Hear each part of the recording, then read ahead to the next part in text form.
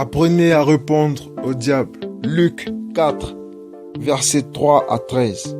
Alors le diable lui dit, « Si tu es le Fils de Dieu, commande à cette pierre qu'elle devienne du pain. » Et Jésus lui répondit, « Il est écrit, l'homme ne vivra pas seulement de pain, mais de toute parole de Dieu. » Ensuite le diable le mena sur une haute montagne et lui fit voir en un moment tous les royaumes du monde.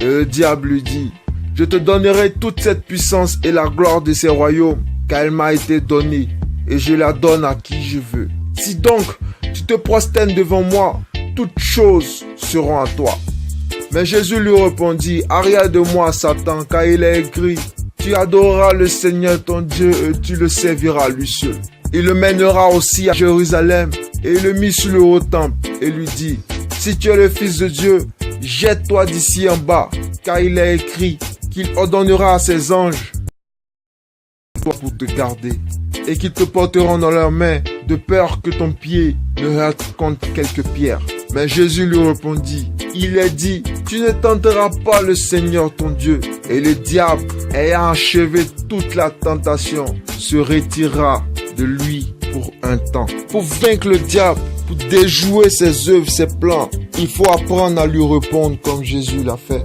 Oui, au lieu de laisser tes pensées combattre dans ta tête, au lieu de laisser les deux voix là, celle qui te dit faut faire, celle qui te dit de ne pas faire, au lieu de les laisser combattre dans ta tête, ouvre ta bouche maintenant et fais comprendre au diable que tu sais en qui tu as cru. Fais comprendre au diable qu'il ne peut pas t'avoir parce que tu n'es plus son esclave, mais tu es disciple de Jésus-Christ, donc citoyen du royaume des cieux. Donc désormais, lorsque le diable te dira de t'inquiéter à cause de tes soucis de santé professionnelle ou financiers, ouvre la bouche et dis-lui que Jésus-Christ a dit que si tu as la foi et que tu ne doutes pas, tout ce que tu demanderas à Dieu par la prière, il te l'accordera. Matthieu 21, verset 22.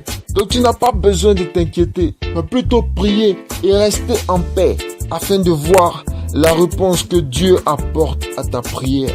Si le diable t'incite à faire du mal à quiconque, ça peut être une fille à qui tu promets le mariage juste pour abuser d'elle sexuellement, un employé que tu exploites sans payer, des enfants que tu mets au monde sans t'en occuper, un couple que tu divises, une femme ou un homme que tu veux narquer. Ça peut être toi-même quand tu es longuement triste, en colère, quand tu regrettes, tu passes tes journées à regretter.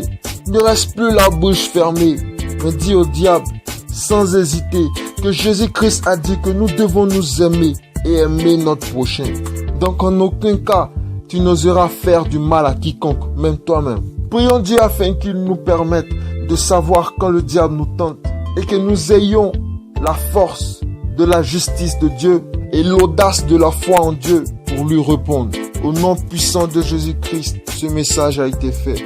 Vous pouvez nous suivre sur un esprit et une âme dans un corps, sur Facebook, sur notre chaîne YouTube pour plus d'enseignements.